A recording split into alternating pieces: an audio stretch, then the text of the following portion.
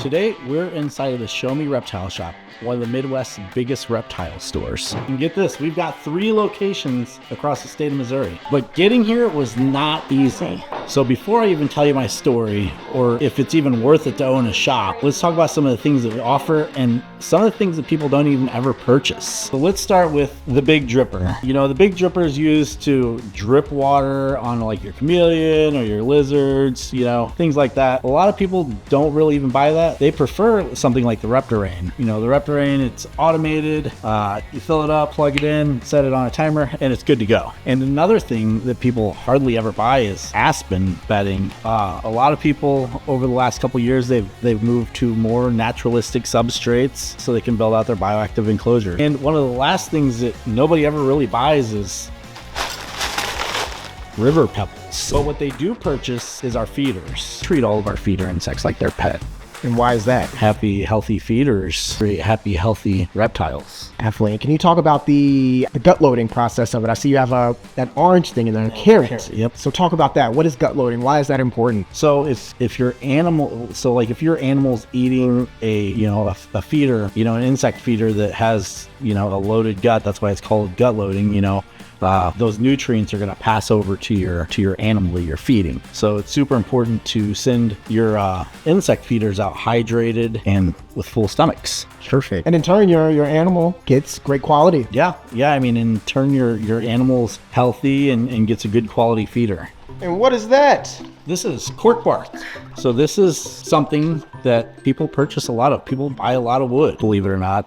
There's a lot of wood connoisseurs in the reptile hobby. Everybody likes to build out their enclosures with cork bark. There's so many different kinds of wood. There's manzanita, but cork bark is definitely one of the more popular woods that we carry at Show Me Reptile shops, and we burn through it.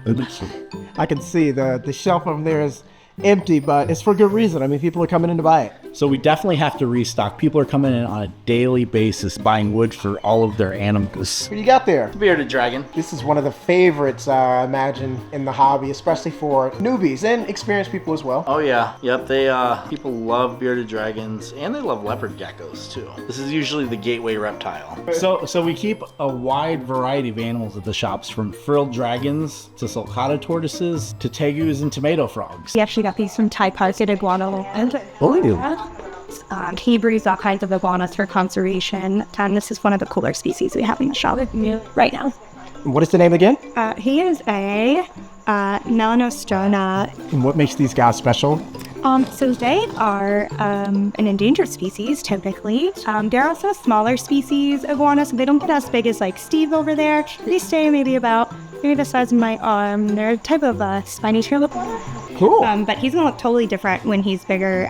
They get white on the front half and like jet black on the back half. Whoa. Outside of the day-to-day sales, my team and I are constantly working around the clock to ensure the experience here is top of the line. From feeding prep, cleaning routines, and also answering any questions customers might have. What's the silliest question that you've ever gotten from a customer? And it can be super wild. No filter. It's usually like, can I fit this in here? And it's usually some sort of Tupperware container. And it's like, no, you can't. I don't even need to know what it is. You can't fit this in here. And who is this? Does he have a name? He does. We've named him Confucius. Confucius? He is one of our Asian water monitor babies. One of our staff members, Tyler, has been working really long and hard on him to socialize him. What is the craziest, like, no filter thing a customer has came in and said to you? Sleeping with their Savannah monitor. They ask, can they sleep with the Savannah? Mm-hmm. Or their Tegu. Yeah.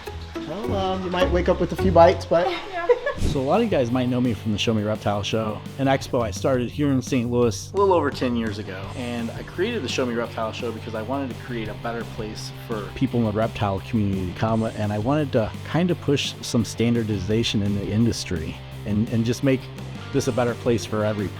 But my journey into reptiles didn't just begin overnight. It actually started when I was a young boy, and I had a lot of passion for a lot of animals. And as I got older, I started to get interested in reptiles. I wasn't allowed to keep reptiles, but that didn't keep me from reading about them and sneaking them into the house. You guys been here before? Oh, yeah. Multiple times? Multiple times. Multiple times? A couple times, well, every other week. Get feeders here? Mm-hmm. Feeders? Yep. What are you guys feeding? Ball pythons. Ball pythons. Ooh. When did you get your first ball python?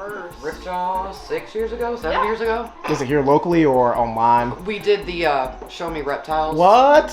Yeah. Okay. The show down there. Yeah. The something hall. Yeah. Why are you looking at me? Over on Yeah. Rock. Yep. Yep. We used to go to those all the time, but we just have all of our habitats are full. How many ball pythons do you have now? We have 2, and then we also have an eyelash crested gecko. Oh.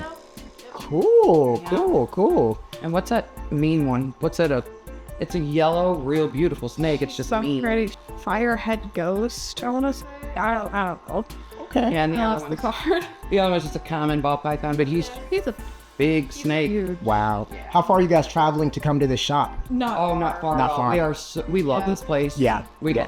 It's clean and it's nice, and many reptile shops you go into and it's kind of like, oof, you know. Yeah. But this is well put Bigger together. and bigger. Exactly right. And that room I don't go into. That's why we did What's back here? tarantulas. Show us around. Show us. Oh, the tarantula room? Every day. So we've got tarantulas and invertebrates all over the place. This is our little tarantula cove. We put this back here in the back of the animal room because not everybody likes tarantulas. So unfortunate for them, but we set them up back here and they're happy. I have a funny story for you. You may or may not remember this. You gave me my first tarantula Did I really? years ago. Yep. I told you I was terrified of them. And you said, you know what? Here you go. And I have multiple spiders now. You broke my fear of arachnids. So that's actually how my fear of tarantulas was broken. I had never held a tarantula before, and I was actually doing a live news interview, and the person that I brought on with me had stuck a tarantula in my hand. So I'm on live TV here in St. Louis with this tarantula crawling all over me, and I couldn't do anything about it. So the next interview I did, the reporter had never held a snake, so I returned the favor. I did the same thing to her. Evil past We both evil. loved the experience. Yeah, I love tarantulas now. And I'm sure that reporter probably has a snake at home now. Possibly. So now with all these years under my belt of doing the stores and hosting over 200 expos a year and all the other educational initiatives that we do, you ask if it's worth it. Yeah, it's worth it. And we're going to keep growing and keep expanding with more stores and more shows. And we're really pushing our social media now so we can show you guys more of what we're doing behind the scenes. So if that's something that you're interested in, subscribe, turn on your notifications so you can start seeing more behind the scenes action at Show Me Reptiles.